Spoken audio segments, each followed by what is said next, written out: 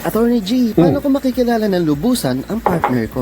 Kung gusto mong makilala ng lubusan ng partner mo, pag-aralan mo ito. Una, kung gusto mong pag-aralan ang estado ng kanyang kalusugan, pag-aralan mo ang laman ng kanyang kusina at ang kanyang karaniwang inuulam. Pangalawa, kung gusto mong malaman ang kanyang mindset o laman ng kanyang utak, pag-aralan mo ang kanyang mga binabasang libro o kaya naman karaniwang pinapanood na videos. Pangatlo, kung gusto mong malaman ang estado ng kanyang disiplina, pag-aralan mo kanyang ginagawa sa unang 3 oras mula pagising niya. Pang-apat, kung gusto mong malaman ang kanyang mga distractions o bisyo, pag-aralan mo ang kanyang pinakamadalas na gamiting mga apps sa telepono. Panglima, kung gusto mong malaman kung paano siya bilang magulang o asawa, pag-aralan mo kung paano niya tinatrato ang kanyang pamilya at ang kanyang mga alagang aso o pusa. Pang-anim, kung gusto mong malaman ang kanyang kinabukasan, pag-aralan mo ang estado ng kanyang malalapit na kaibigan. At ang pang-pito, kung gusto mong malaman ang magiging ugali niya kapag siya yumaman, pag-aralan mo kung paano niya tinatrato ang mga nasa laylayan ng lipunan. Sa madaling salita, pag-aralan mo ang kanyang mga kilos at gawa, hindi lang ang kanyang mga salita. Dahil madaling mambola ng kapwa, pero napakahirap nitong pangatawanan.